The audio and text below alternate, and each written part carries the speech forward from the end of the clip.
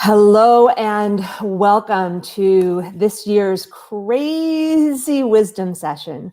I'm Christina Rilo and I want to welcome you here for a session that's all about supporting you to feel more clear, more courageous, more centered during these intense and uncertain times. I've actually been doing this crazy wisdom session. I think this might be our 5th year doing it. I do it every year at the beginning of November. This year, a little bit later, but whenever you're watching and tuning in is all good. This is a time that normally in our overculture and in crazy mainstream world, we're just moving, pushing through to the end of the year. And even more than ever, all of us, I think, just need an opportunity to press the pause on the overwhelm and the outside world and we'll be together for about 60, 75 minutes or so. And here's kind of how the flow is gonna work today. I'm gonna start us off with a short reading that actually is connected to the painting that you see behind me. I'm here in my living room, broadcasting live from just right outside the Puget Sound on an island about 6 miles off the coast of Seattle.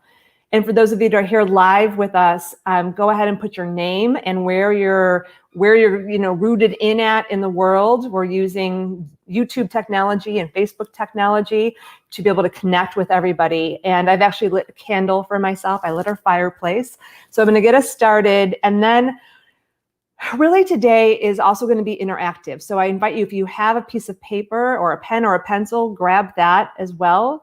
I'm going to start us off with kind of diving into what is crazy wisdom and how can we use it? How can you and I use it at this time to make sure that we are really following what is true and right within ourselves, and that we can discern between fear and blind faith, and we can really tune into that.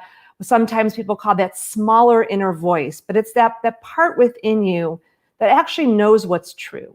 It's that part within you that when you've listened to it in the past has always guided you in the right direction. And it's not always easy to hear, especially when there's a lot of noise and information going on out there. So whatever's on your heart, whatever's on your mind, I want you to bring it tonight. Bring it to this crazy wisdom session because we're going to practically work with that. And then a big part of my work in the world, having most of my traditional training in the business MBA and then entrepreneurial world, and then the other part of my training really coming from the wisdom tradition world. So indigenous wisdom, yogic wisdom, feminine wisdom, just straight up wisdom. My superpower is bringing these two things together to create very simple but significant practices that help us stay clear and focused and centered no matter what's going on out there. And that really is my intention for today, that I've gathered about 3 or 4 of my best practices. I gathered before this with the director of my wisdom school, Feminine Wisdom Way, Lee Guthrie, who, for those of you who are here live, she'll be monitoring the chat and she'll also be sharing different things as we kind of go through this. And she and I were talking about, we have so many practices. And one of Lee's jobs is to make sure that I don't overwhelm you because I want to share everything. And if I try to do that all in an hour or 75 minutes, we will get overwhelmed. So we're not going to do that. But I brought some of my best ones specifically for how we can end this year and go into the next year from a place where when we step through the threshold, that we can each, and this is my like desire and intention for all of us, from a place of peace within the very core of yourself. The yogic science teaches us that when you are content and have contentment within your own heart and within your own body and within your own mind, everything that you need comes to you. You're magnetic. It magnetizes to you, not like woody, duty, law of attraction. Let me make a vision board and stare at it and my dreams will come true.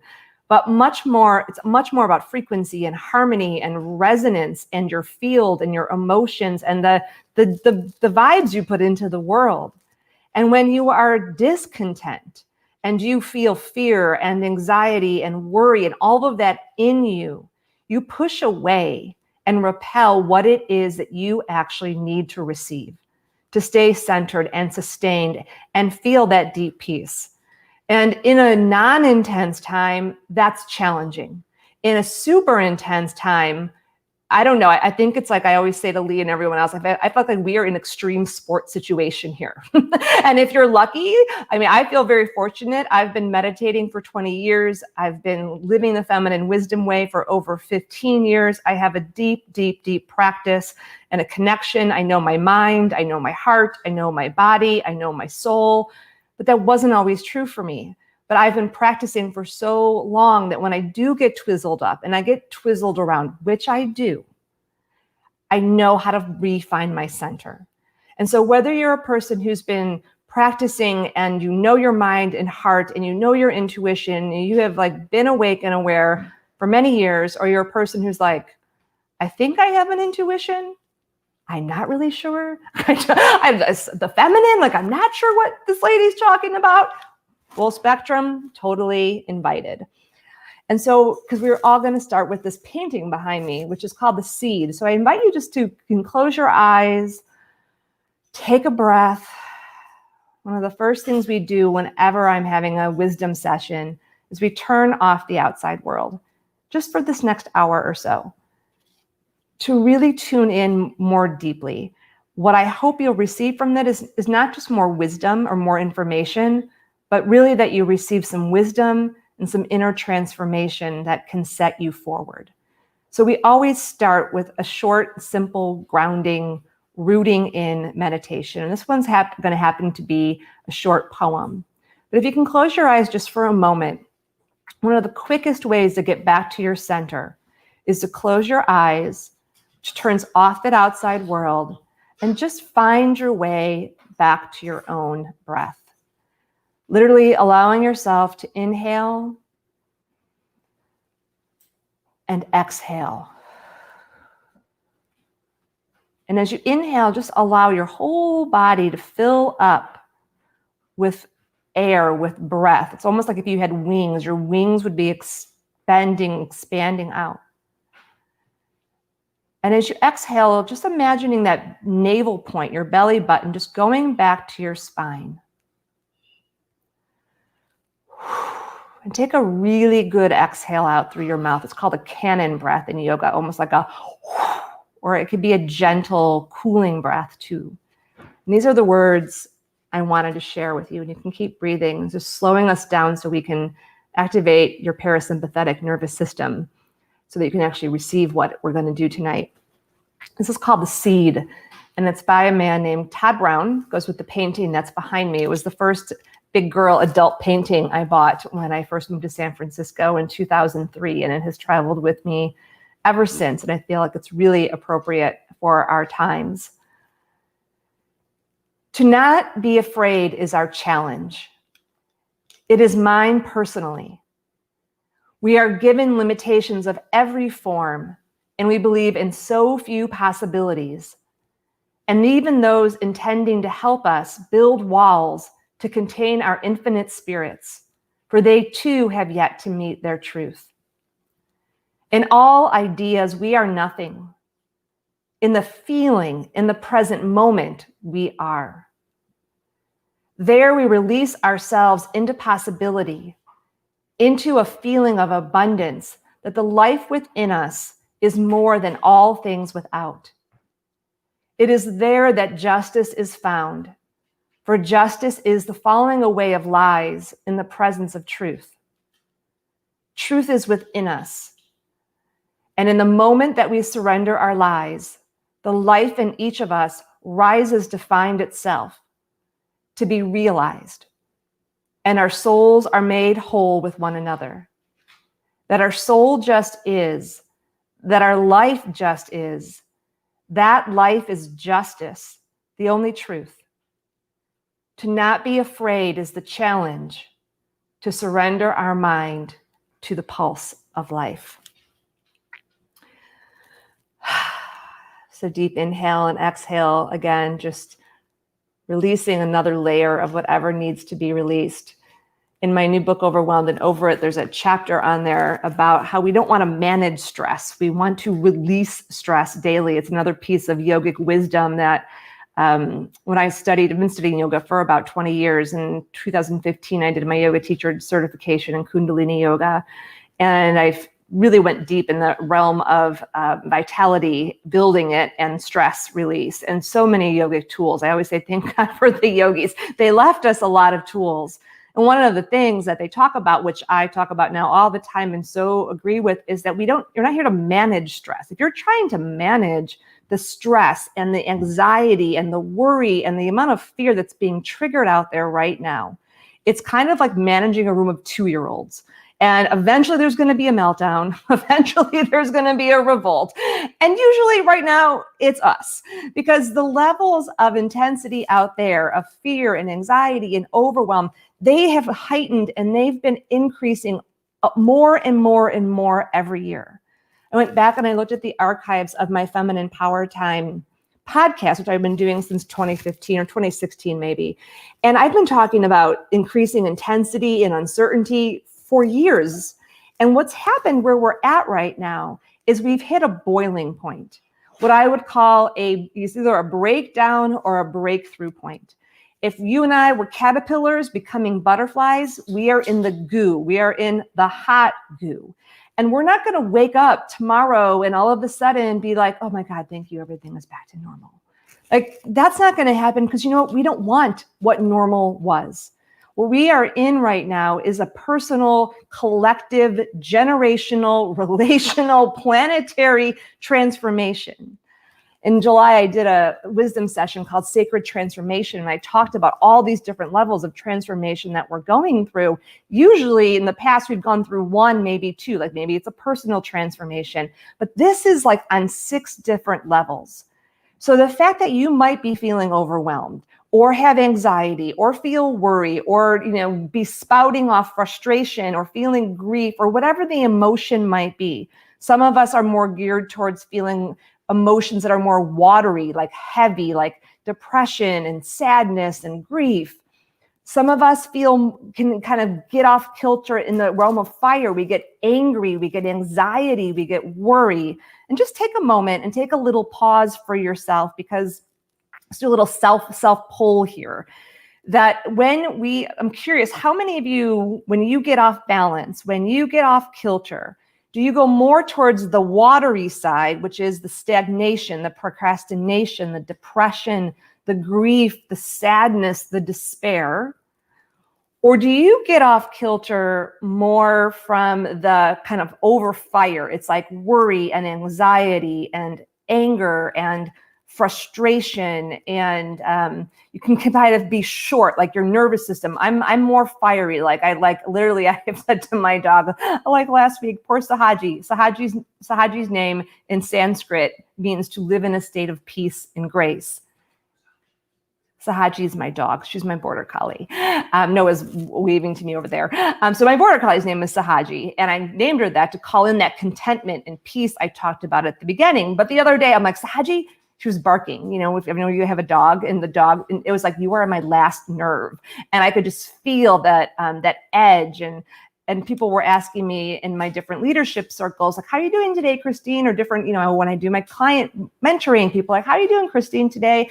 And I never say okay, and I never say fine. Usually I say I'm in the yoga of life, and some days I'm in downward dog and I got it, and other days I'm in shavasana and I'm barely hanging on. But I've been saying the last 2 weeks, I'm good in my heart, but I'm frayed on the edges. I'm good in my heart, but I'm frayed on my edges. And so I'm curious for you, just kind of do a little poll here. Where do you go? This is part of activating our deeper wisdoms. We have to know our warning signals for when our emotions are pulling us in either one of these directions. It's what the yogis will say: if you will know your truth in 8 seconds, if you can access your neutral mind. But if you're too far in the negative mind, or you're too far in the positive mind, you're like a ping pong going like this, or you go too far to the watery part where the like water gets stagnant in depression, or too far over here where it's fiery and you're clicking off, you can't find your clarity. So I'm just curious, bring Lee on here for a second and see I don't know if you're sharing, I can't tell if you're sharing some of the things that are coming through, Lee, on the screen, kind of what you're seeing. Lee, you're on mute. It's sort of all over the place. We have lots of people responding. We have Watery, definitely fire. I go towards the fire, anxiety and worry. I am deep in the water. I have equal level of water and fire, fiery. I'm fire. Is it possible to swing between both? And then somebody says, my heart is confused and my mind is wired. Yeah, you can absolutely go towards more. You have different parts too. Like yesterday, I felt a lot of grief. I had a whole just grief upwelling that came up because on Saturdays I have my Sabbath days. It's one of the practices. We'll talk about this a little bit later. Is I have space days that happen in my mornings. I have space days that happen in my weeks, and I have space days that happen in my weekends. And when you slow down, sometimes that's actually when you can allow yourself to feel the feels, as they say. And so I had this big grief, which I'm normally not a grief person. I'm much more of a fire person, but in a specific area in my life, especially where it comes to sisterhood. So I was feeling really lonely yesterday, and I was feeling like I didn't have the colleagues that I needed around me to reach out to. And I was just tapped into that deep well of loneliness. I'm curious if anyone here has ever tapped into that deep well of loneliness. And I always say that's like the bottomless pit. Hello down there. Like it's just cavern of endless water, right? And so I was really feeling that. But, 2 days ago, I was completely frustrated and wiry and snapped at Noah and snipped at Noah. And so in my work life, and when things aren't going as fast as I want and the way I want, I'll get impatient. And if I feel like I can't control them and I have no control over them, I'll get irritated and I'll get frustrated. And that's the fiery. So just take a moment, kind of think about that. You might be different in your day-to-day life, like with the people you live with. That might be different than how you are when you are in your work life, which may be different than how you are with other things. And it's just good to know in those moments to slow down. And I'm going to teach you this practice. We weren't going to do this, but I'm going to teach it. And then we'll talk about crazy wisdom. So I'm going to come back over here.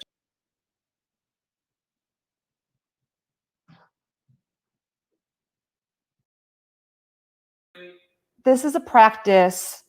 This will be the first or second practice I teach you right now about when you feel off kilter. So remember, the wisdom is if I can access my neutral mind, then I can know my truth in 8 seconds. This is why we start our day with the morning practice, how we end our day. There's lots of different practices we do. But in those moments when you feel off kilter, and whether you've gone too far to the water or you've gone too far to the fire. Some of you can also go too far to the water and it feels like you just want to hide and run away and kind of pull the sheets over your head. When you feel that, here's what I want you to do. So everyone close your eyes. I want you to bring your hands together back in that neutral position. And then take them and put them on your heart. And we're just going to do this right now. And ask yourself the question, what do I need right now? What do I need right now? And breathe. And just ask yourself that just in this moment, what do you need right now? What do you need this evening? What do you need today? What do you need to be able to come back to that centered pool of peace within yourself?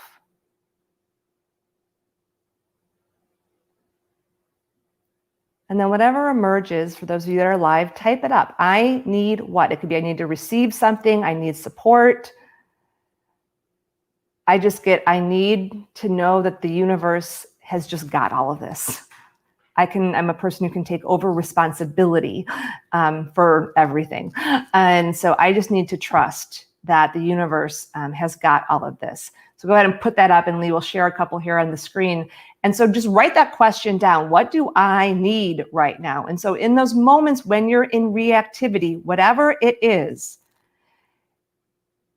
you come back to the breath and you ask, what do I need? And then you make sure you give it to yourself, and whatever that looks like. It's okay. What I want everyone to know, look, it's okay to have fear. if you're not having fear at all right now, like, I don't know if you're human.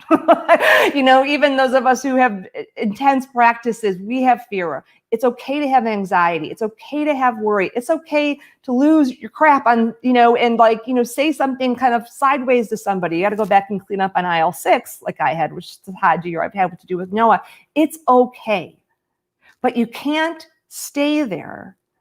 And it's also not okay just to gloss over it or stuff it down or push it down. I just had a talk with 20 12th grade girls for an organization and was teaching them about their inner wisdom and that what I call the inner mean girl that has the voice of doubt and fear.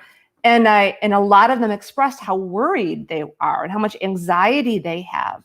But what they didn't know is that it was okay to have it and okay to express it. And this is one of the practices we do in all of my leadership councils. We practice it in Feminine Wisdom Way. I give it to you. It's another practice. It's called the wisdom line. It's called the love line and the wisdom line, where you pick up the phone and you call somebody that you can trust to hold space for you, not someone who's going to try and fix you, not someone who's going to try and save you, but someone that can just hold space for you.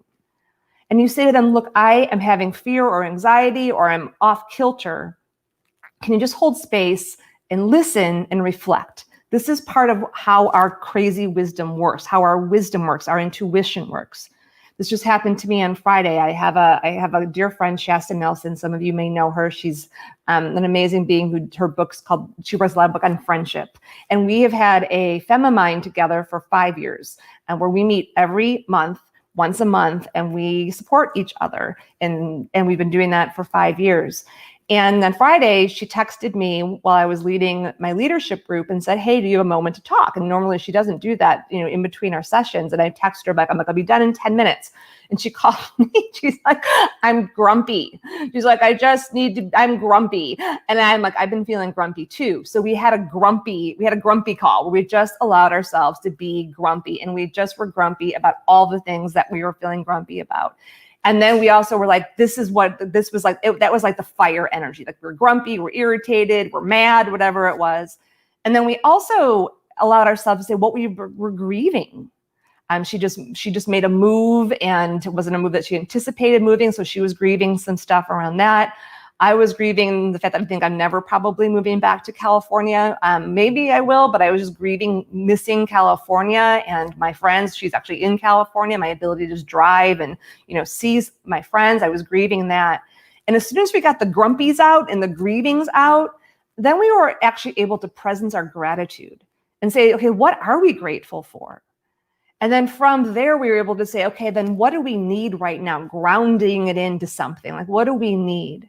And so the grumpies is the fire, the grieving is the water, the grateful is like, opening up the heart that then allows you to say, okay, what do I need right now? And so that is a little practice to share. I'm going to do a whole podcast on it on Feminine Power Time next, but I wanted to share that. So if you were just to say, everyone, let's do this, and then we'll go into crazy wisdom. What's one thing you're grumpy about? One thing you're grumpy about, and you can write it out here if you're live, and or write it down in your journal. One thing that you're grieving, and one thing that you're grateful for. One thing that you're grumpy about or irritated or frustrated by, one thing that you're grieving or feeling sad about, and one thing that you're actually grateful for.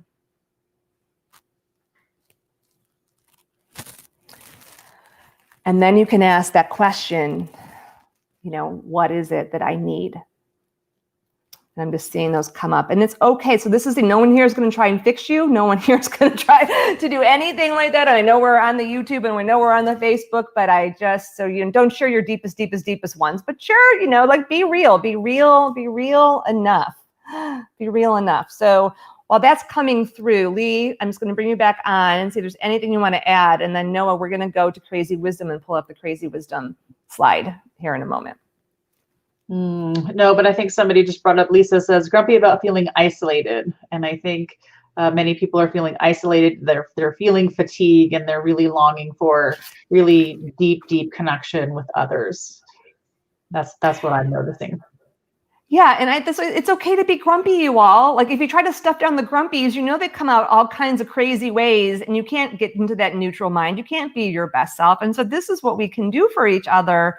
And this process, it's so simple. You can do this. Lee, I might do this with you. Just better watch out. Lee often holds space for me. She's such an amazing space holder, and I'll just be like, la, la, la, but like we need that. And I think that's a thing that we don't understand. We need it as women, we need it as men, we need it as humans. And I think that's part of what we're seeing, right? Of like this, it's almost this exacerbation of it, but we don't, and we're trying to get it on social media or social networking, which is like the most non-satisfying, thing ever. It's just feeds and fuels that addiction. In Feminine Wisdom Way, we teach one of the superpowers is the superpower of connection. And when we talk about connection, we talk about you need connection to self, you need connection to the universe, you need connection to the physical world, the earth, you need connection to other humans, like on a one-on-one basis, and also in community. Like we're in community tonight, we're in community, whether you're listening to this live or later. And we need all of those parts. And sometimes you don't know what you need. So even like last night when I was feeling this grief welling up in me, I'm married to one of the most amazing men on the planet and beings. He's like this right now. I mean, really, he's like the way that he can witness and listen. I mean, like he is. And I was inconsolable last night. I was just I was in the lonely swamp. I don't know if it was in a swamp, but I was definitely in the cesspool. And I needed divine love. I needed universe love. And so I put on some Jennifer Beerson, some music that actually totally made me cry. She literally has a song about California being home and having to leave. And I got out my pens and my markers, and I picked up this magazine I have called Enchanted Living, which is full of like magical things. And I did art for 20 minutes.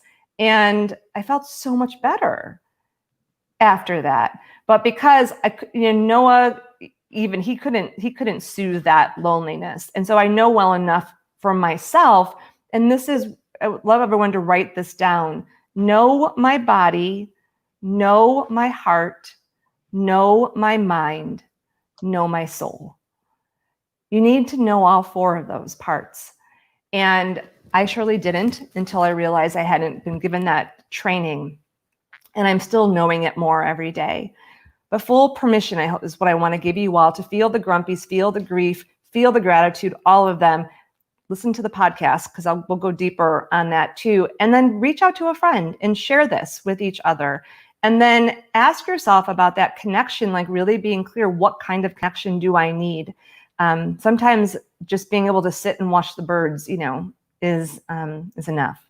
All right, are we ready to move on to crazy wisdom? Now that I think we've gotten us all a little bit connected and gotten those griefs and grumpies out. Lee, are you ready? Okay, she's muted. Okay, Noah, bring up the slide. So, I'm going to share with you the superpower of crazy wisdom, and then we're going to apply it. So I thought the easiest thing to do, I wrote about crazy wisdom in my book, Overwhelmed and Over It. And I want to give you the definition of crazy wisdom, what it is, why and how we can use it to actually make choices for how to chart our path ahead. So I'm going to do a short reading here from the book, and then I'm going to share a little bit about feminine and masculine power, what I call power spectrum, to understand how this works within us. And then we're going to take it and make it super practical to a practice for you on how to kind of look at the next 6 weeks, 8 weeks. We're taping this live at the end of the year. So I always pause at this time to use my crazy wisdom to say, what am I going to focus on? What can I reflow? So that as we go into this next year, you're not just done, you're not just completely overwhelmed and spent. And I do this anytime, not even in non-years like this last year. And so the goal will be the intention that you are empowered to make some choices from your crazy wisdom about what really matters to focus on and what you can let go and what the support is that you need to do so. So that's where we're going in this next part. So you can just take a sip of your water, take a sip of your tea. I'm going to lean over here. I literally am in my living room. Oh. Okay. All right. So here's a short reading from Overwhelmed and Over It, and with my glasses on. Okay, here we go. Yay, leave it on. Okay, the feminine superpower of crazy wisdom is the willingness to explore, trust, speak, and act from your deep heart wisdom over conventional wisdom or outside intelligence, even if it seems crazy, irrational, improbable, or irresponsible, or stretches you outside your comfort zone. And I'm going to go on here. While you may not be familiar with the phrase crazy wisdom, I can assure you that you have it and that you have used it before. Crazy wisdom is not always rational, but when you hear it or receive it, you know it's truth because it lands in your body. You feel it in your heart or your belly. You hear it like a voice that rings through you, and you innately know it's true even if you can't explain it. This is because your inner knowing is your innate, intuitive, feminine wisdom. And feminine wisdom exists in all people, regardless of gender, which isn't here just to be logical or rational, play along, or follow the status quo. It's here to guide the way to choices that support life, expand possibility, and care for and nurture both you and the whole. Our feminine wisdom comes from our hearts and then informs our heads. It is fierce, compassionate, courageous, and straight up wise. This is the same kind of wisdom for which women have been called emotional, hysterical, and unrealistic, and even been locked up and persecuted for. Because as it turns out, crazy wisdom is crazy powerful. And those who want the status quo to stay that way do not want our crazy wisdom unleashed, because that is where our power resides. By intentionally reclaiming the word crazy and the power of our feminine wisdom, we can stop needing to justify, prove, or rationalize what we know, see, and feel and sense as intuitive beings who are also incredibly intelligent. Crazy has been used like a weapon to dismantle a woman's power, discount her ideas, and make her doubt herself. With retorts like, "Don't be crazy, you can't." We even do it to ourselves.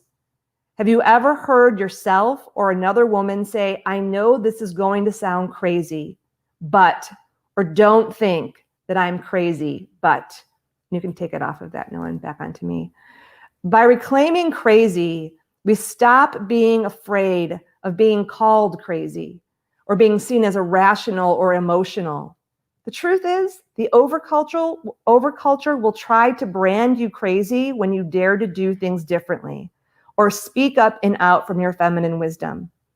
But when you embrace your crazy wisdom as powerful, others stop having power over you.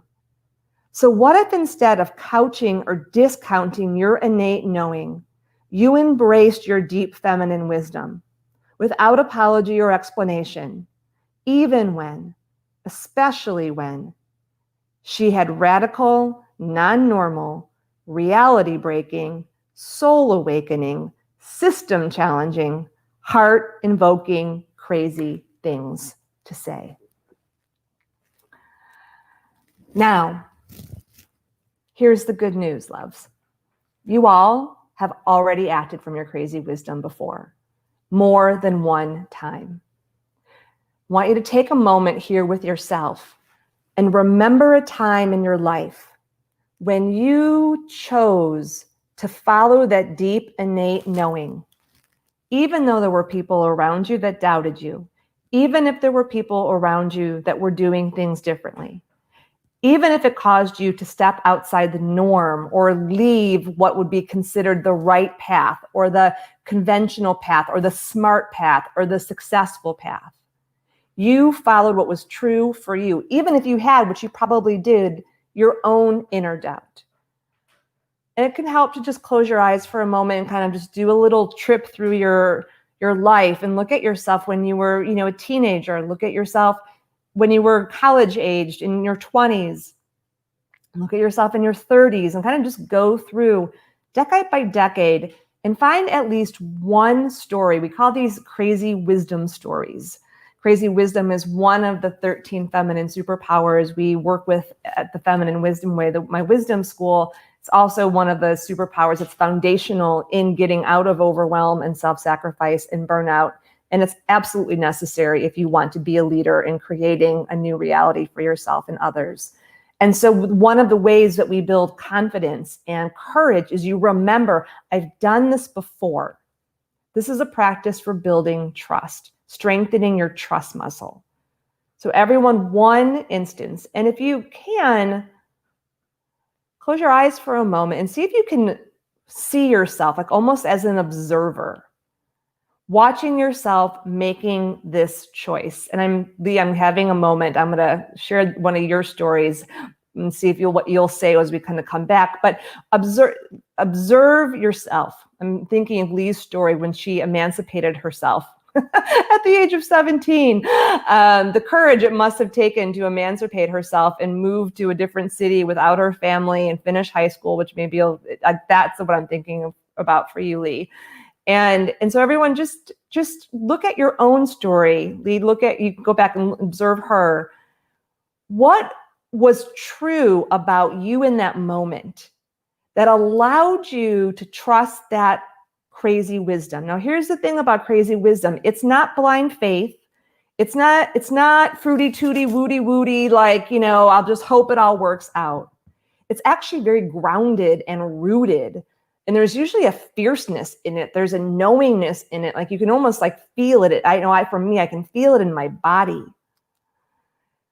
And so what was true for you that allowed you to respond and make a choice from that place? How did you feel emotionally? How did you feel mentally? When the doubt came up or the fear came up, how did you meet that fear or that doubt and move through it anyway? And really challenge yourself to see it and to feel it and to know it, because if you can touch it right now, it's going to enable you as we end this year and we go into the next year to make the choices that keep you true to yourself. Small choices like where you're going to focus your life force and your resources the next 6 weeks of this year as we end the year. Big choices about where you're going to live and what work you're going to focus on and what choices you're going to make about your health or your money. So really feel into that. And for those of you that are here live, go ahead and type in, when I was in my crazy wisdom, when I trusted my crazy wisdom, I felt or I knew. So something like I felt emotionally or in your body, in your heart or in your body, or I knew, or what was true for me, and share some of those. And we're going to go over here to Lee, bring Lee up. I would love for her just to share a snippet of, I just kind of like gave her the punchline, but share the short crazy wisdom story and how you felt in your body and your emotions, like what allowed you to have the power to do that. And then unmute yourself so we can hear you. Well, you know this about me, and some of the people in our community know this about me, and I know this about myself now. I didn't know this at the time when I was 17 years old, but I am definitely a knower intuitively. And so I just feel like and what I knew at that time of my life, that if I didn't get out of my current situation, I mean, I didn't know what was going to happen, but I was fearing the worst for myself. Just the situation I was in was not working for me. And I just set a plan in motion that ended up having it happen. And honestly, the only time that I had any little bit of fear or doubt was, so the teeny tiny part of the story is that I literally left a teeny tiny home in the high elevation mountains of Wyoming and moved to a suburb of Seattle, Washington. And so the only little moment of doubt I had was flying in. It was like probably my second time on an airplane. And I'm flying in and it's nighttime and I see all the lights of the city. And I was just like, what have I done? What have I done? But I landed and I went there, and I still to this day is like, it's one of the best things I ever did for myself. And and it was because I just had this deep knowing. And then through, our own feminine journey through learning what intuition is and how it shows up for me, I was like, oh, that was one of the first times in my life where I just knew. And to this day, I know that was the right thing. And how did it feel in your body, Lee? It just shows up for me like just so it's almost like no energy around it. It's almost like my body is guiding itself. And I can remember this one other time happening, well, lots of times happening, but I was at a job years and years and years and years and years ago that I knew that I was going to leave. And I was there one day and I just happened to be walking by my supervisor's office and it was just like right now. And my body just went in there and I was like, and talk about crazy wisdom. I didn't have anything lined up. I didn't, I was married at the time. Wasn't even like planning it with my spouse. And it just feels like this deep knowing. I can't even explain it. It's calm. It's grounded. It's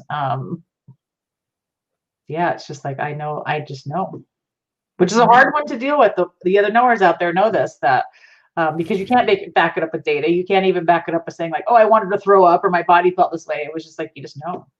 So. Yes, I mean there are 8 different kinds of intuition, and one of the ones that Lee is talking about is the knowing one. For those of you that are knowers out there, you'll just know. For those of you who are audient and auditory, you'll hear things. If you are a person who's visual, you'll have dreams, you'll see things. So it's really important to understand how your intuition works. And one of the things that was why I spent 10 years researching Overwhelmed and Over It, and why I wrote Reform Your Inner Mean Girl, and why I started this Feminine Wisdom School, and why we're here today is because if we don't know these things, how can we teach our girls? How can we teach our sons? How can we teach our children? We can't. And one of the top 3 things that our children need to know is how to trust themselves, to be able to make good decisions. And when I was doing this talk for these 12th graders, it's one of the reasons why I love talking to young women. And I asked them, how many of you have had training in your intuition? How many of you know how your intuition actually works? Of the 20 girls, and these are amazing girls, very privileged educationally, financially, a half a hand went up like this. It was like, like a half a hand. I got a half a hand. And I was just like, okay, thank God I'm here. Let's talk about this. And I taught them 4 of the 8 kinds of intuition we deepen in our wisdom school. But I just want to presence that it's not an accident. And well, let's go to the slide. So I want to show this slide. I'm going to briefly just show you this piece because we're going to talk about power here for a moment. So this is, I'm not going to go super deep into this, but when I teach feminine leadership and all of the work I do in all of my work is about integrating the feminine and the masculine power so that we can actually move from our full power, aligned power, not distorted power. So what we see a lot in this world right now is distorted power. A lot of what we would call masculine power is actually not divine masculine power. It's distorted masculine power that comes from the wound, not the wholeness. True power comes from wholeness, not from woundedness and separation. When you can activate and embody and express and wield the whole power, the feminine power and the masculine power, that enables you to elevate your leadership. And I just want to just put this down for everyone, crazy wisdom. Leadership, you all have the possibility to be leaders. It's not a position. It's not a title. It's part of one of my big missions is to reclaim the word leader. Because too many, especially women that I work with, they'll say, well, I'm not a leader because I'm not a vice president, or I'm not a leader because I don't whatever. Leadership starts with how you lead your life. And it starts in how you show up in your relationships or you lead your family. And you don't have to have a position or a title. That might give you more authority or more influence, but it is not about whether it is not indicative of whether you are a leader or not. It's a choice to be a leader. And so there are over 13 different power spectrums that I teach and I live and I practice, but we're just going to pop one up here that's relevant to our conversation specifically tonight. And so Noah, go to the next slide. Because what we're talking about right now is we're talking about crazy wisdom really is the access to your intuition connected to your intellect. And if you look at the slide, you see the intuition is our feminine power. The intellect is our masculine power. And together, when you have those both working together, that's how you access wisdom. And wisdom is what empowers us to make choices that are aligned for us, but it's also what helps us make choices that are aligned for those we love and lead and for the world. The mind, the intellect without intuition. So the intellect is really the heart or the head. And the intuition is in our bodies and in our hearts. And the mind will create a lot of things that are not good for the whole. I mean, the atomic bomb, when it was created by humans, sounded probably like a good idea to some people. There was no intuition in that. There was no heart in that. And so if you look at the distortions on either side of that, you'll see if you're operating only from the intellect and or valuing the intellect, which is what we do in this culture, which is why those young girls didn't have any training on intuition, because we're so focused on STEM, which is important, science and math and all that's super important. But to the deficit of intuition, we're just setting ourselves and our society up to be a bunch of walking heads who are memorizing things and then following along, not being able to discern what's right and true for us. So you'll see things like on that intellect, when it's distorted, what happens is you dismiss things that you can't prove or feel. We discount other people's feelings. We create things that don't serve humanity, and we miss the subtle signs, the subtle signs. And if you're on the other side and you're like way over in the intuition and you don't have that grounded intellect or the grounded intuition, you're ungrounded. You misread situations and synchronicities, and you can get into like misguided thinking and wishful thinking. And this is why we need to be in community with each other, because when you're not sure, you need to be with other people that can ask you the right inquiries so that you can actually figure out what's going on inside of here. So I'm just curious for everyone that's here right now, you can go ahead and take that off, Noah. How many of you have what we call at the Feminine Wisdom Way, a council of clarity? A council of people, and I would say a council has to include at least 4 people, because you have one in the north, the south, and on either side. That you have a council of clarity that you could go to and have them help you find clarity. Where you could share, here's what's going on with me, kind of like I talked about with Shasta, right? Where we are able to have our grumpies to get to our grieving, to get to what we're grateful for, to find the truth. Or when I need to work something out to find, one of the great things about people who are knowers is they have very good sense of timing and when the right time to do things are. Knowing is my least strong intuitive channel. It's really good to know your weakest and your strongest. It's my weakest. My strongest is auditory and overview pattern seer. It's what makes me a great visionary. I always say I'm like, 10 years ahead of the rest of the world. But that's why I have people like Lee in my team, and I have Noah around me. I go to them because I know they're knowers, and they'll say to me, Christine, not now. Christine, not now. Not yet. And before I did that council of clarity, I would spend a lot more time, energy, and money really exhausting myself and overextending myself to try to make things happen too fast. Now, Noah and Lee, because they're knowers, are also really grounded. I think add the fire. You'll have to tell me, Lee, if that's true. But I can bring the fire to kind of light a little fire under them and help catalyze and illuminate what they might not be seeing, so they don't get stuck and procrastinate or move too slow. Lee, I hope that's okay. Is that seem accurate over there? She's not on the screen. You bring her on the screen, because then we're going to give you all a series of 3 questions to write down. Does that sound accurately? And if you want to add anything about that. Well, I don't know if I'm like really slow moving, but yes, your fire is definitely helpful sometimes. And yes, your timing belt needs to be slowed down. So she chooses to focus there. I didn't mean slow isn't bad. Slow is a good thing. So we're all getting a lesson right now. We all slowed down. We would create less stuff and have less stuff to take care of. So slow is a virtue, Lee. It's a virtue. Mary says, too slow for who? Too slow. I didn't say it was too slow. I just said you can get stuck sometimes. But that's the part of like knowing your intuition. So let's bring up this next slide. And this is the practice I want to share with you all. And it's actually a practice. It's in the Overwhelmed and Over It book. And we use this a lot in Feminine Wisdom Way. at the quarter points, at the power, we call them the power pause points, like when the solstices and the equinoxes, or when we're just not sure, we're feeling a lot of stress and anxiety and uncertainty about the future. My friend Shasta and I use this a lot in when we do femiminding together, and I'll always, we'll feel like we're uncertain or things aren't happening the way that we would want to. And so these 3 questions, and they're really inquiries. So question number 1 is, what do I know? Inquiry number 2 is, what is still a mystery? And question number 3 is, what support do I need? So here's the short teaching. In our overculture, we are taught to seek answers. And if we could just find the answers, then we'll have safety and everything will be okay.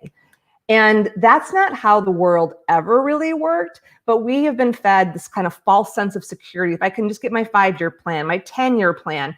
And so we haven't been trained, unless you've sought out alternative ways of learning and being in the world that are not traditional education or on-the-job training. We haven't been taught how to be with uncertainty. And it's not just about like resilience and be strong and like, never have fear. It's about being able to be comfortable with the mystery and that you don't have it all figured out and that you're not in control. None of us are completely in control. We have agency, we have sovereignty, we are at choice. And so one way you can calm the anxiety and the nervousness or the frustration is to go through these questions. So I'm going to take us all through this in a short little visualization here.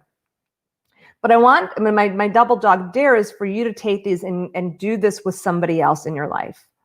Kind of like I talk about, I do with Lee and Shasta. So everyone just take a moment and ask you to close your eyes again, because it just helps to bring yourself inside. Take a breath. And just take a moment and just really root down into your body and into the present moment right now. And also just kind of rise up, just allow yourself, like almost like someone's just kind of pulling you from the top of your head, just rising up to kind of tap into the universe, tap into that deeper, more expansive, higher intelligence and wisdom. This is called your vertical line, your down line and your physical earth line, so that you can connect here at the heart.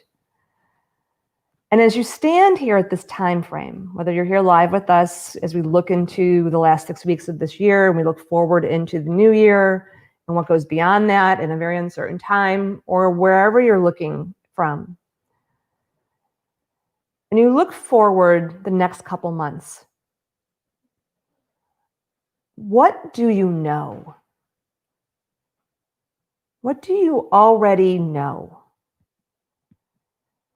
And you can just journal this out or just kind of speak it out loud. We can't hear you, but we'll just, put it just like it's something about speaking it that gets it into the space. What do you know? And just name 1 or 2, 3 things you know. I know this, and I know this. And then ask yourself to make the inquiry, what is still a mystery? What is still a mystery? And notice the word mystery. It's like, it's like it hasn't unfolded yet. It hasn't evolved yet. Like if we lived our lives where we always knew the ending, it would be like why would we ever even, it'd be like a TV show you already know the ending to. It would just get boring. So what's still in the mystery? And just allow yourself to say, this is in the mystery, this is in the mystery, this is in the mystery. And I love some of these are coming up. And so Lee, if you want to share them as they're coming up. And that's great. I love just seeing them. You can put them here in the live chat. And the last one is you look forward to be able to step into this, what's called the threshold, kind of this next period, just let's say between now and February 1st, now in the next 3 months, wherever that takes us, right? The next 3 months. What support do you need to stay centered and clear and calm? What do you need? What's the support you need to stay centered and calm and clear these next 3 months or these next 6 weeks? Break it down however you want. One of the ways that we actually create calm and confidence and clarity is we break things down into smaller time spans. So whether you want to do 6 weeks, You want to do the start of the new year, or you want to go all the way out 3 months? What's the support that you need? And this one, it would help to close your eyes, take a breath, and just put your hand on your heart. That'll help you feel into what you need emotionally. You can take your other hand and you can put it on your belly, and that'll actually help you feel into what you need physically. And if this is new to you, it might feel a little weird. I mean, you all grew up in Chicago in the Midwest. I never touched my heart or my belly before I did. And it's weird to me, but now it's like, that's how we connect. When people ask me, when I wrote Reform Your Inner Mean Girl, co-wrote that book, and people ask me, how do you know if it's that fear voice going on or it's the voice of your inner wisdom? The answer is always go to your body, 100%. When I do wellness coaching with people in organizations who don't have a lot of practice doing meditation or any of these wisdom traditions, I just did this the other day with a gentleman, and I just said, close your eyes, take a couple breaths. What does your body know? And he was definitely kinesthetic because he was able to reply very specifically. And doesn't meditate, doesn't know any of this stuff, but the body knows always. So what's the support do I need? And put that up here, type it in so we can see it. And I just want to say this one piece about that word need. When I was writing Overwhelmed and Over It, I use that word very specifically because we are taught to believe that needing things is weak, which is part of why so many people are overstretched and overwhelmed. And yes, so Sophia says she touches her womb, not her belly, whatever you want to call it, is great. Womb is another word that might be somewhat of a stretch for some people. So whatever word, your stomach, your belly, your womb, kind of graduate up in what feels right for you. But our wombs definitely that's the place, that's where part of our feminine power lives, in our bodies. We have the power to create, and it comes from that womb, whether it's there physically or it's just there energetically. And it's part of how we've disconnected from our bodies and our primal power centers. If I walked into a corporate setting, which I wouldn't do, but if I did and I asked everyone to put their hands on their wombs, like, I think they'd all run out of the rooms, but if I could just get them, and I would have, you all, when I found the feminine at the age of 30, or it found me at the age of 35 after a superwoman sob in my office, and realized that I just couldn't do it the way I had been trained in this very masculine, driven way, I would have looked at you like you were crazy. So whether you are like, you're totally into the feminine thing, or it's something that's new to you, is okay. It's one of the things I love about our communities is we can have a big, broad variety. And I say, if you ever feel like, skeptical of something, or you want to poo-poo it, or you want to woo-woo it, that's one of the ways our crazy wisdom and our feminine wisdom and our power has gotten dismissed and devalued for a long time. And so instead of poo-pooing or woo-wooing or getting skeptical, get curious and start to just explore it. And this is the thing, it's your wisdom, it's your intuition. I'm not anyone's guru. No one is here to be your guru. You can find your own way, but you have to remember you've also been imprinted by an overculture, which is one of my favorite words. Clarissa Pinkola Estes, who wrote Women Who Run with Wolves, she's the one who coined that term. We've all been imprinted. We've been imprinted in ways we can't even see, that are unconscious, that cause us to devalue and dismiss our innate feminine power. Most people would not go into work and say, my intuition's told me. We'll say, I have a gut instinct. But to use that word intuition, because it's so powerful, we don't. And I'm inviting us all to, in places where it's safe and it feels good, do it more. And in places where you can, start speaking from that place with no apology. Seen so many women in a room or on a stage speak from that wisdom, and then they devalue and diminish themselves by saying, well, I don't have a study about it, and I haven't really done this, and I haven't done that. And it's just like, enough. No more needing to prove or justify ourselves. So what support do you need? What are you seeing coming up, Lee? And then we'll go into our last practice for tonight. We have support from friends and family and guides to stick with the diet and go on a liver cleanse. Just give us that. We're seeing them on the screen, but give us your opinion of kind of what you're seeing there. Mostly I'm just seeing that people really want to be connected again, and yeah, connection with friends and family, and a reconnection to the earth and to the elements and to their own faith. And I mean, when you see something like to feel heard and understood, I think that that is just so much of what so many humans on the planet are feeling now, is just to really feel deeply, deeply, deeply connected with other human beings.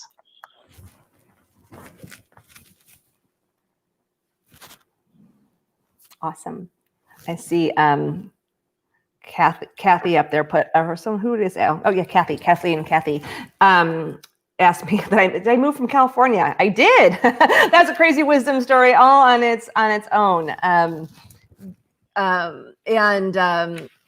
Yes, I moved in 2017 when the fires happened, and I never thought I'd leave California, but I couldn't find any place I really wanted to live, and for less than $6,000 a month, and even then I didn't really want to live there. And that was where my crazy wisdom actually came in, and I resisted it so hard because I didn't want to leave California. But I know not to resist my intuition, because it always leads me in the right direction. And if I resist it, I definitely create struggle for myself. So I surrendered and I trusted, which is a big part of what we're all at right now, you all. I mean, there's like the deeper levels of trust and surrender. I don't know anyone who's not being called forth to do that. And no, you can take Lee off. And so we just need to know that. So I basically, I said, where do you want to go? And he typed in Washington, and off we went. And now I landed on this island that is 6 miles off the coast of Seattle. It's called Bainbridge Island. It's where I wrote Overwhelmed and Over It, almost all of it. Actually, I wrote the whole book here. I didn't know this place existed. And I just knew that I was being called, but my next sacred assignment was to write this trilogy of women's feminine wisdom and leadership books. And that I needed to be in a space where I could do that was sustainable for me. And that I also didn't have to leave my house in order to go somewhere to write. I really needed to be supported as a writer. And so the universe moved me here. I mean, really, and I had to trust every step of the way. And I've been training those trust muscles for a long time. I mean, if you had met me 15 years ago, I didn't have the level of trust that I have now. But that's the thing with trust. And if you could start to look at your life and look back over your life, how you have built trust and over time, and just to be clear with yourself, this is one of the questions I'm asking to all of the people in my leadership groups right now, and we just did this in Feminine Wisdom Way, where are you being stretched? Where are you being stretched right now? To have a deeper level of trust, to step out of your comfort zone, to do things differently. And go ahead and name it. It's when we don't name it that it starts to create all kinds of banana pants in here. Very technical term. And I'm being stretched right now with all of you, and I'm being stretched to let go of things that I have created so that I can step into the new. I'm being stretched to basically on December 13th, when the next new moon cycle happens, to go into a chrysalis in a creative container for about 3 weeks, where I'm just not doing a lot of things that people would normally do when their book comes out, because I need the psychic space to create for what's coming in 2021. And I can feel it in my body. So just name that right now. Where are you being stretched? Maybe it's trust or doing something differently, and then name it. And then what's the support that you need? Okay. Whew. Oh, right. Okay. You all ready? Okay. So we're going to go into this last part. And before we do, I also wanted to remind everyone, a lot of times why we do this session in November is because this is also when we open up enrollment for Feminine Wisdom Way, the wisdom school that I run. We start visioning in January, and then we start our Feminine Superpower year and our structure and all of that. And that will be opening up in just about a week on the 29th of November. So Lee will put that URL up there, femininewisdomway.com, which takes you to the wisdom school, so you can learn more about it if you would like structure and sisterhood and a deeper container to really hold you to be able to move from clarity and calm and courage in the coming year. And there are other things that will be coming up as well. And for those of you that aren't connected to me through my wisdom letters, just go to my website, christinearilo.com, and make sure these come up on the screen too. And that way you'll know when things come up. They're always on my website, but if you want to be notified via email, just make sure that you're on my wisdom letter list, and you can sign up for that right on the bottom of my homepage. And then really the best way to stay connected to me is through my Feminine Power Time podcast. I love it. It's my favorite format. And now that I'm done writing the book, I'll be more showing up here on the YouTube. I was a vlogger for a long time, and then I just found like I couldn't do 6-minute videos that made any difference in people's lives. So I started podcasting, and then I started writing the book, and can't do everything at the same time. So I'm happy to be back here with you all. I'm glad to be able to use this technology. So let's go into the final part. Noah, pull this up. I have one more practice and 2 sets of inquiries for you that I think are going to really, really, really support you. Okay. So if people were to ask me, what are my top 3 practices for staying calm and clear and centered and making wise choices in all parts of my life, professionally, personally, with my health, my wealth, all of it, this would be one of them. And it's about using the natural cycles to create shorter time spans, to set the pace and the path forward, and to, at the cross quarter points, take what I call a power pause, to reflect, to reset, and to refocus. So what you're looking at right now on the slide is actually a calendar, which might be a little mind-blowing for those of you who haven't thought about the year as a circle. If you thought about the year as a circle, you are in tune with the natural cycles, this will be completely normal to you. One of the reasons we feel so much chaos and overwhelm is because we're trapped in this very linear way of looking at life. Or in being with the year, we go from January and we push all the way through to December, and then we probably fall over in a heap and we start all over again. But the world isn't a line. I mean, the world's not flat like a line. The world is a circle. Everything really is a circle. Life and death is a circle. But in our overculture, we think of things very linearly versus cyclically.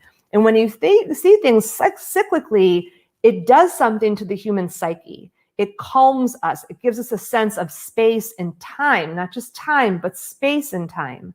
So if you were to think about the year, you could put the year in the middle, right on that spiral. And then December solstice is really the beginning and the completion of a year. It's winter here in the Northern Hemisphere, summer on the other. And then we come up here to March equinox, which, by the way, used to be the start of the year until Julius Caesar changed it. And then we move into June solstice, and then we move into September equinox. I use the months instead of the seasons because we work with people all over the world, and the Southern and Northern Hemisphere have different seasons, but we're all in the same calendar year and how we set our intentions and our visions and our goals.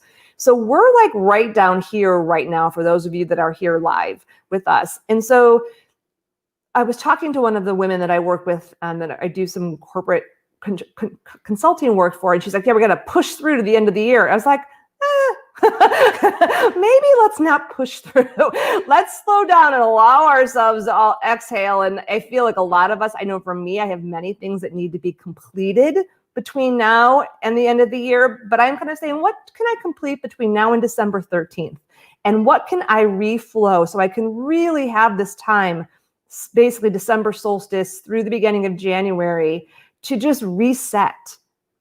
And so when we get down here, we start to go into January and February. We have this whole space, this whole quarter before we it's a rising up.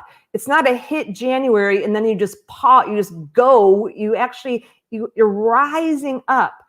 So if you can bring your focus into these shorter time spans, it breaks things down in a way that doesn't create so much overwhelm. So we're going to start with just where we're at right now. And for those that are here live, we're going to go out to December solstice, which is December 21st. Or you can go out to the beginning of January, whatever it is, to 2021. Bring up the next slide. Here are the inquiries I have for you. And I'm going to give these to you, and it actually encourage you to journal on them. And Noah, bring up the slide all the way. This is a practice I do at the end of every year, even in non-crazy years like we've had this year. And so notice, and it's very simple. I ask myself this question. The questions are here on the right. And so write these down for yourselves, right? Like seriously, make sure you write these down. Between now and the end of the year, the next 6 weeks, number one, what matters most to focus on? And number two, what can I reflow to the next cycle? What matters most to focus on, and what can I reflow to the next cycle? Because here's the thing, most of you cannot get done all the things that actually need doing. And this is where our power comes from. There's ways that we create what's called self-induced time pressure, more than we can talk about right now, but a primary principle of the feminine wisdom way and feminine leadership is that we operate within healthy time pressure. And so we use this practice called the refocus and the reflow. And this visual that you see on the left-hand side is one that I'm going to just touch very briefly on. There's way more to say about it, but I think the biggest thing to know is that it helps us understand the different areas of our life. It gets us out of the work-life balance thing, which doesn't work, or just like there's so many things I don't even know where to start. These are 3 realms of your life that if you at least focus on these 3 realms, and the 4th one is you in the middle there, 4 realms, you will feel more like you're living a whole life, and you will feel more sustained. So on the bottom is your physical and spiritual foundation. That is your home, your health, and your wealth. On the right are your relationships, your personal relationships, your professional relationships, your individual relationships, and your team and or community relationships. On top is your sacred work, which is your job, your career, your projects, your milestones, your creative expression. And for any of you who are parents, it includes your parenting and or mothering. That is absolutely sacred work. Again, that's a talk for another time. And in the middle is just what you need for your own personal growth, like what you're wanting to, or just joy. So in the middle is my personal growth and my personal joy. We have far too less joy and play in our lives, which actually is really one of the ways we can really need it right now to help us all buoy up. So the invitation would be look at each of these 3 areas, plus your own joy and personal growth and needs, and ask what matters most to focus on. And just pick one realm right now and say, okay, in this realm, and just, again, try the practice. Close your eyes, take your hand, put it on your heart, put it on your belly. Home, health, wealth, work, relationships, pick one. What matters most to focus on between now and the end of the year?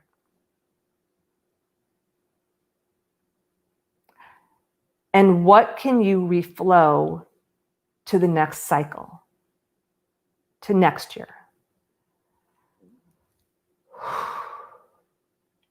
And pick one thing. Pick one realm, one thing that you're going to focus on, and one thing you're going to reflow. Your assignment, should you want it, inspired action, is to do it to all of these realms, write it out, commit to it, and then move forward. But I'd love for everyone to go ahead and put just their one. I choose to focus on this, and I choose to reflow this. And then allow yourself to take an exhale, because it will instantly create space for you.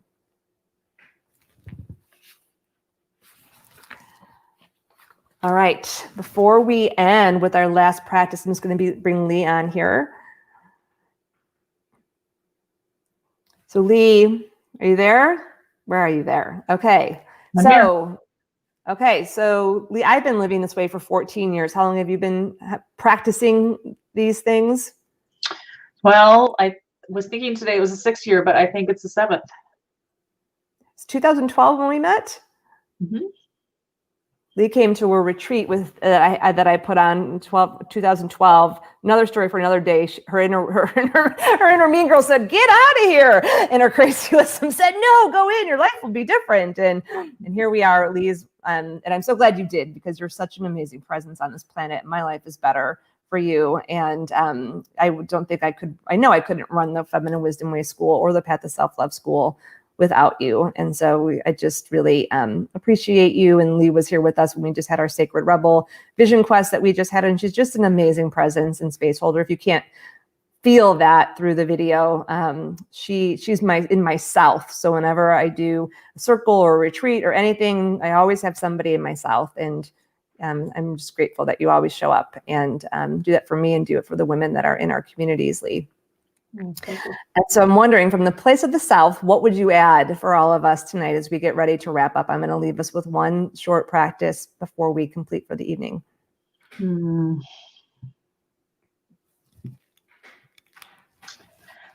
That's what I would say is that one of the things I feel strongly about this way of being and in integrating the feminine more into our lives is, for me and for so many women in our community, it's been a coming home. It's like when I started to actually have these conversations with people and in this community and with Christine and other women who I was starting to associate with, I was like, oh, I suddenly had this language for everything that had always been inside of me.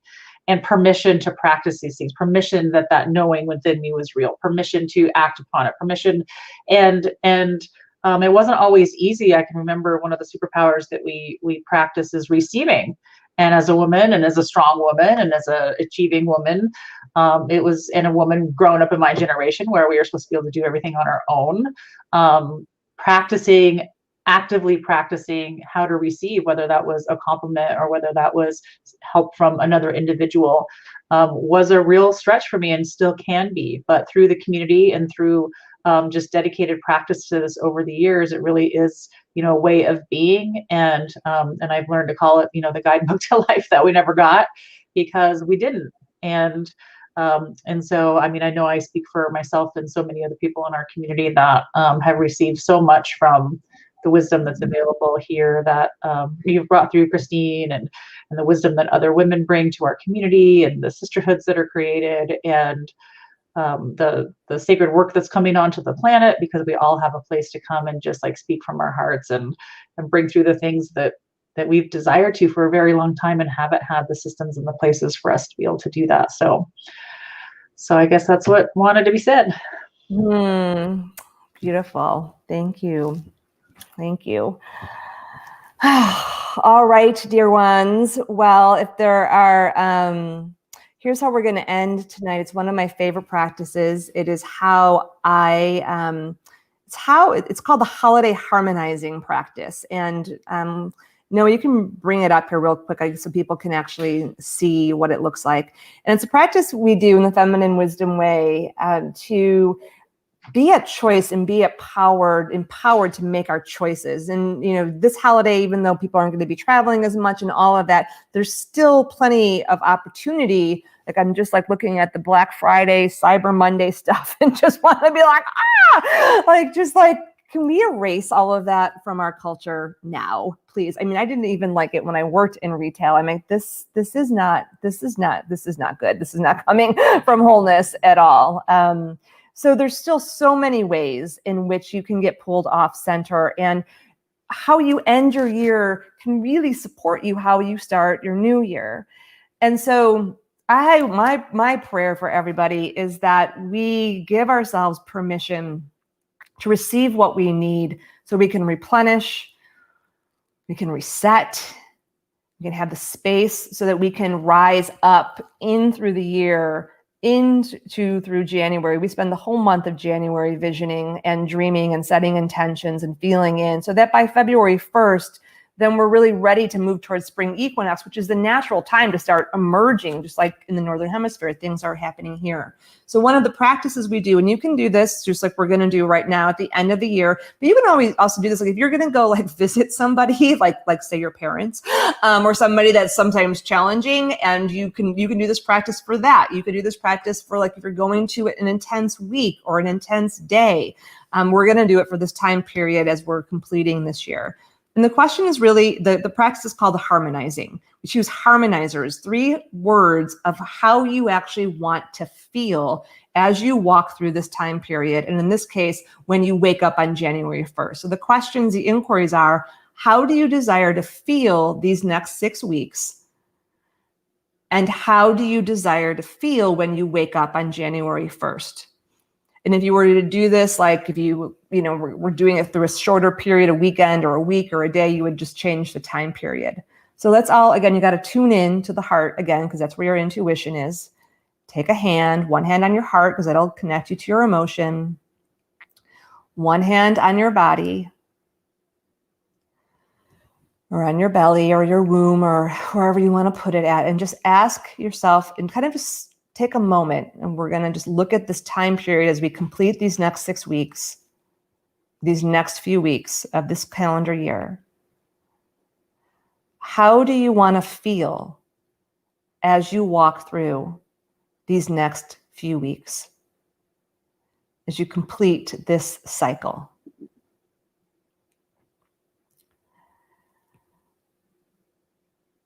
And then bring yourself into the next cycle, which at a solar linear calendar year starts on January 1st. How do you want to feel when you wake up on January 1st? How do you desire to feel when you wake up on January 1st? And see if you can get 1 or 2, at the most 3 words or phrases, and then put them here in the chat, and then write them down somewhere you can see them. And then the next step is to do what I call make a piece of heart art out of it. So we use visual thinking a lot. We use creativity a lot. As long as you were 3 years old, you can do this. If you were 3, if you were not 3, I don't know how to help you. But if you were 3, at least you can make a piece of heart art, which basically means you take some markers or some crayons or whatever, and you just write out these 3 words and put them where you can see them every morning. I don't care if you tape it to your mirror, if you put it on your desk, if you put it wherever, but you look at these words before you start your day.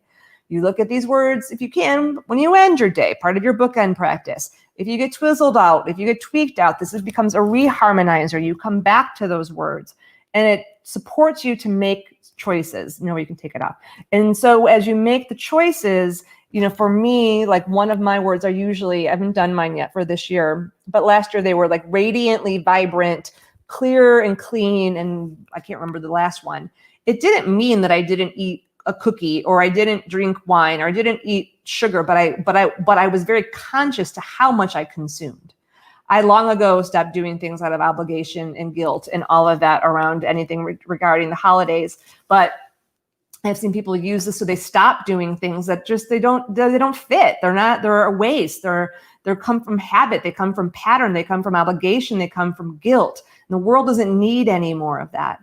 So take these, use them as decision makers, and be compassionate with yourself as you go through this. And if you do it, I can promise you that you will wake up feeling more sustained, more empowered, more clean, more clear, more centered as we go into this new year. None of us know where we're going, but none of us really ever knew where we were totally going.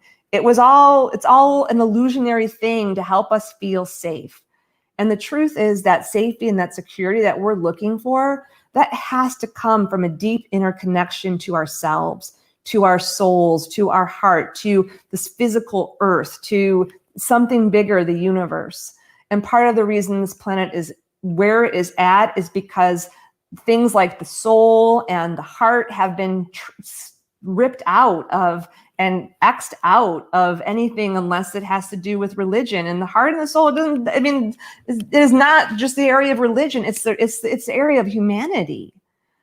And so if we can make our choices in our own lives from heart and soul and body and mind, all of those 4 things together, we will make choices that at the core create wholeness and wellness and sustainability and interconnectedness. And then we can teach that to our kids. Then we can use it in our relationships. And then we can bring it into how we design our businesses and our organizations. And so I really feel like these things that we're sharing are acts of harmonic defiance, which is one of my other favorite feminine superpowers, which is your choice to defy the status quo and how things have been done, not to be like, like belligerent, not to be like an evangelist or have to be some raging lunatic, but because you're stepping into what is in harmony and true for you in a way that is sacred, in a way that is about, the word sacred means wholeness at its root, that we create whole lives and a whole society and a whole planet. That's what we're here. And that's what we're doing. And we're kind of in the goo right now. And that's okay. We just keep moving through the goo and we stay focused on what's our part to do. We stay centered. When you fall off your surfboard, you put out a love line or a wisdom line. And what I know actually in my life is that I need sisterhood, I need community or sangha, I need these simple practices, I need structure. And when I move and make my choices in alignment with these natural cycles, everything happens more in harmony. And I have the space I need to be both my emotional human self, but also my elevated consciousness, here to make things happen, catalytic illuminator. Let's create the world we want to live in self. And so I invite both of yourselves to be present. Know your heart, know your mind, know your body, know your soul. Allow yourself to feel supported. Cultivate the support you need, and know that we don't have to do this alone. I will be here back again. We're gathering another feminine wisdom session on solstice, the reflection ritual. We do it every year. It's a gift to the community that we make through the Wisdom School. So you can just go to reflectionritual.com. It's already up, so you can sign up for that December 20th. It's fun to do with your partners, fun to do with friends. People can even do this with their families. We will also have our annual January, A Different Way to Dream, Focus, Vision, and Plan session in January. So that'll happen at the beginning of January. And we start dreaming and visioning on January 10th with the Feminine Wisdom Way. So you're all invited, and make sure to connect with me on my podcast at Feminine Power Time. And Lee, can we just put some of these words up and we'll use it as our closing ending today? Bring Lee on so she can just put them into the space, and then we will send you all off with much love. So how are we all going to feel as we go into this next cycle? Brave, purposeful, creative, connected, content, grounded, peaceful, supported, completion, ready to walk forward, excited and empowered, whole, peaceful, connected and supported, clear, alive and refreshed, excited, rested, inspired, loved, slow, quiet in the next 6 weeks. And on January 1st, refreshed, inspired, and creative. And then to your vibrance, many people are saying, yes, we'll have some vibrance too. Okay, this is the great thing about doing stuff that's in community. We can surf off each other. All right, so all of those harmonizers, may they be so. And I hope to see you all at the Reflection Ritual on December 20th, or at the podcast, or wherever we meet again. Sending you all much love. Bye, everyone.